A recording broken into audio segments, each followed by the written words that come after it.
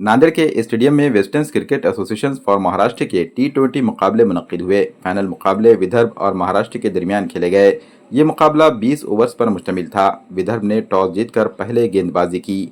20 overs में महाराष्ट्र की team ने 7 विकेट खोकर 233 रन बनाए। खालिद जमा ने बेहतरीन खेल का मुजाहरा पेश करते हुए 34 गेंदों में 13 चौके और 3 छक्के की मदद से 75 रन बनाए। इसी तरह शेख सरदार ने 25 गेंदों में 49 रन बनाए। गोपाल गुरखोड़े ने 20 गेंदों में 39 रन बनाए। विदर्भ की टीम ने बेहतरीन गेंदबाजी की। शैलेंद्र ने 3 ओवर्स में 28 रन देकर 3 विकेट हासिल किए। बल्लेबाजी करते हुए विदर्भ की टीम के शैलभ श्रीवास्तव ने 46 गेंदों में 86 रन बनाए। अनूप फूलपर ने 13 गेंदों में 35 रन बनाए। फाइनल मुकाबले का सस्पेंस आखिरी गेंद तक बरकरार रहा। विदर्भ की पूरी टीम 229 रन पर ही सिमट गई। महाराष्ट्र की टीम की जानिब से बेहतरीन गेंदबाजी मोहन बाटोरे ने की। इन्होंने 4 ओवर्स में 2 विकेट लेकर 45 रन दिए। इस फाइनल मुकाबले में महाराष्ट्र की टीम ने शानदार जीत हासिल की। फाइनल मुकाबले में मेहमानान खुसूसी के तौर पर BCCI सेक्रेटरी विनोद फड़के, सुदेश प्रभु देसाई, अमजद अली, नईम भाई के अलावा दीगर कई जिम्मेदारान मौजूद थे। टूर्नामेंट को कामयाबी से हमकिनार करने के लिए टीम मैनेजर और western cricket association for Maharashtra के कोच मोहम्मद फ़हीम के अलावा उदय सिंह शिंदे, किशोर भाई जगताप ने काफ़ी कोशिश की। आज महाराष्ट्रानं ते विनर झाले आणि त्यांनी चांगली गेम खेळली। विदर्भासुद्धा चांगले खेळले, मी म्हणत नाही ते पण जरा कमी पडले।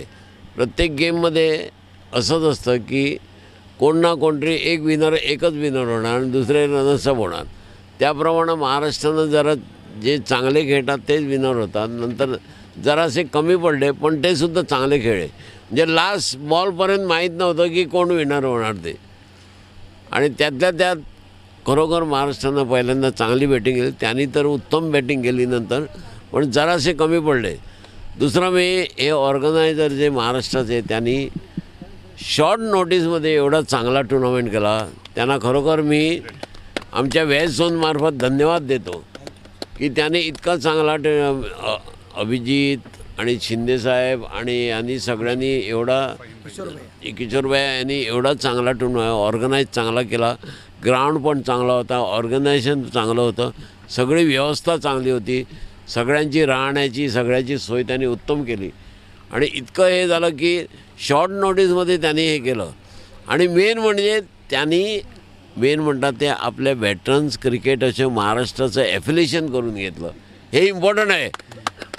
कशाला याच्या आधी काय होत होतं की महाराष्ट्रामध्ये एक मोनोपोलीसारखी चालत होती, ते आम्ही बघितलं आधी। त्यामुळं काय होत होतं, बाकीचे प्लेयर कोण पुढं खेळायला पोचत नव्हते।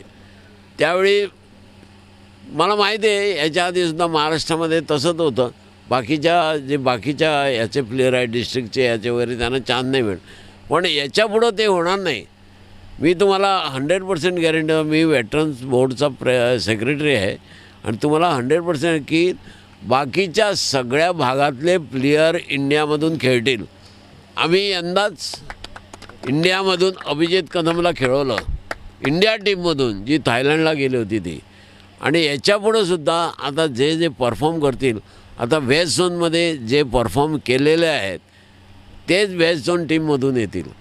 उगाच कोणी यांना हा घातला त्यानं तसं होणार नाही।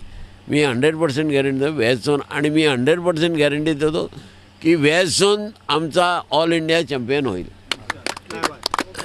आणि आम्ही यंदा थायलंडला 5 कंट्रीचा टुर्नामेंट केला।